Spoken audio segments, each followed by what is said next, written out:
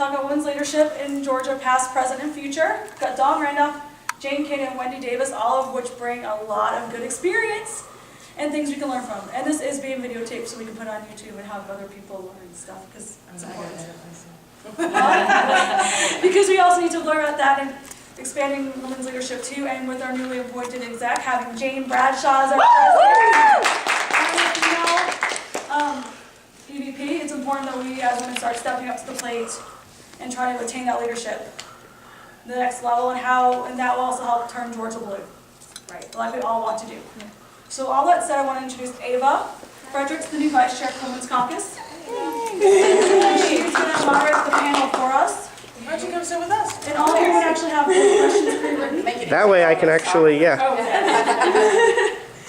Oh, gosh. Can I get an introduction? I don't know like what everyone does here, so can I get an introduction first from the quick introduction? Wendy, why don't you start? All right, I'll start. I'm Wendy Davis. As many of you know from our convention we just had, I'm a former president of Young Democrats of Georgia, which I will tell you I put on every resume I send out. So something I'm very proud of in my background. I've been a professional political campaigner since 1989, which is a very long time. I've done most of my campaigning in Georgia, although in the past couple of years I was lucky enough, I worked on Bill Richardson's presidential campaign. And then I went to work for a progressive Democratic PAC in Washington called 21st Century Democrats. So the last 18 months before this year started, I lived and worked in 22 different states, which was very exciting, but I was delighted to come back home because there's no place like home. And I'm very honored now to be the campaign manager for General David Poitras, who is one of our Democratic candidates for governor, who you all get to meet later tonight. So, and thanks for honoring me to let me be a part of this panel. I'm happy to be here too. I'm Jane Kidd. I'm chair of the Democratic Party of Georgia.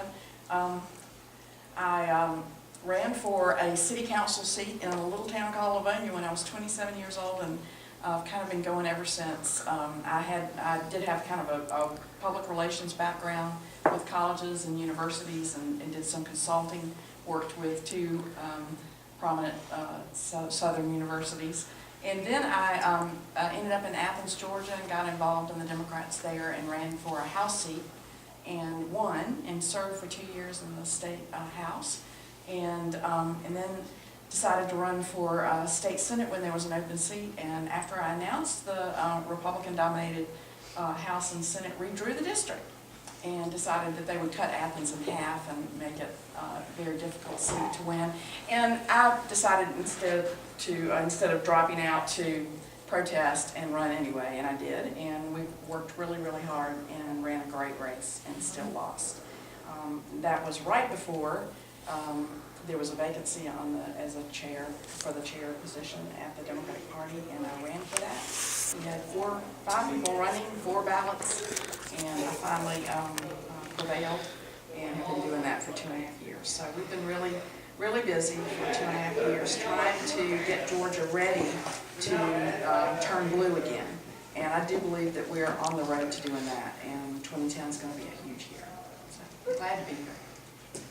Hey everyone, I'm Dawn Randolph, and I have gotten my start in politics actually in college. I did the Whiteys when I was at Penn State, and did voter turnout drives and registrations and all that good stuff. Then when I came to Georgia in '88, I was part of the whole Democratic sort of convention and hosted, I guess, Maryland and another state, I think maybe it was Colorado.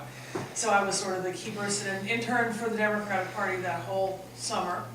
And then ran campaigns in Clayton County at the end of that summer in the general election. Then I went to work for Sam Nunn. And I worked for Sam Nunn for 5 years and did everything. Luckily I stayed in the state the whole time, and everything from answering the phone to handling constituent mail to doing intergovernmental affairs. Got a master's in public administration from Georgia State, in which great school. I'm actually about to be on the alumni board, so I'm really excited to bring some democratic awareness to the very conservative board that they have. No, it's a good board, actually. It's just interesting to see I'm glad this panel is very interesting because all of the men in the room. There are a few women, but it's not 50-50, as it should be, because the student population certainly is probably 55-45. So that will be fun, and I'm very honored that they will have me in there. I've run for office twice. I ran for the State House in 2004 when Jane ran for the first time for the House. Yeah. Jane won, I didn't. I was running in a newly districted seat and learned that it really matters who your kids play ball with, so I'll talk a little about that. And then I ran statewide office in 2006 for Public Service Commission and did not prevail in that race yet. My professional, I have a consulting service that does public policy, content management, advocacy training, consulting, all of that, and love to do that. I'm working right now on climate change issues and mental health. And I live in Stockbridge. Wow, we're honored that you guys took the time to come see us today, honestly. I guess we'll get right into the questions. Let's see, we have some great questions. Let's see here. Number one, women in Georgia have yet to win a statewide election other than Secretary of State. And superintendent of schools. And And superintendent Public of schools. Service Commission, And although Public they were Service, the yeah. Democrat, yeah. So, we have to be equal there. Yeah. So why do you think this has occurred, and how can we encourage more women to run for statewide positions, and what will it take to win these elections? Any comments? I have lots of thoughts. Running for statewide office is expensive. I mean, there is no doubt you've got to have some serious bucks behind you, and you have to be able to take off and travel. There, you know, if you're a lawyer or if you're a business owner, then you have a lot more leeway. But if you're employed by someone or you're a full-time mom, how can you take off and be away from your family? If you're retired, you know, there are certain things that I think women face challenges as the CEO of their family most times. I mean, the women are running around with their families and their caregivers. Many are in a sandwich generation where they're taking care of maybe middle schoolers and they're taking care of aging parents. And I can honestly say men have more free time. So that's just the reality of running for statewide office. And I put so many miles on my truck. It was unbelievable. And it's just really difficult to find someone that's willing to take the time to do that unless they're already in an elected office and they have someone. I mean, think about this, a lot of women have become breadwinners. So how do they then take off from their jobs? Because when you look at board of directors, not very many women, as I mentioned, are on boards, and that's where the money and the power is, because you need a lot of money to run for a statewide office. How do you take off from your jobs, multiple jobs, caregiver jobs, family member jobs, professional jobs? And then how do you, and I think this is true across the country, is how do you then overcome all of those fundraising issues? So I think those are some really big challenges that women are still facing.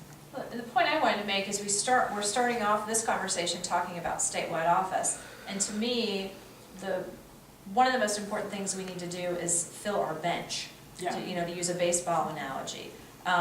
If we have more women, well, let's say as a mayor, Shirley Franklin. I mean, nobody questions when people float Shirley Franklin's name out to run for statewide office. Nobody questions whether she's qualified and capable of running for statewide office. It's not about whether she's a woman or not. It's because she's been a very successful mayor. And so it's kind of like she's earned that credential. Now, don't get me wrong, later they'll worry about if a girl can do it. But from the starting point, so I think we have to really work on having women starting at the local level, moving up. I'm not saying you have to, just start at, city school board or something like that, but we need to have women running for city school board and county school board and city councils, and have them be mayors, have them be county commissioners, have them be state reps and state senators. So then, have them run for Congress after they've done these kind of things.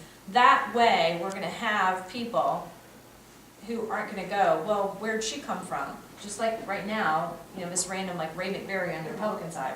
Where'd he come from? Why should he be running for governor? Not even worried about what his policies are, just, you have to establish those credentials. And I will say, like with former Secretary of State Kathy Cox, the situation was, she had done that, and she had worked in the legislature, she had been a successful Secretary of State, and then for her to move higher up on the food chain, if you will, in terms of higher up on the ballot, it was a less large step. You know, she had already done a lot of that significant work, learning how to be a fundraiser. And because she had been Secretary of State, then it was a natural thing to, to elect another woman to Secretary of State, even though it was the different party.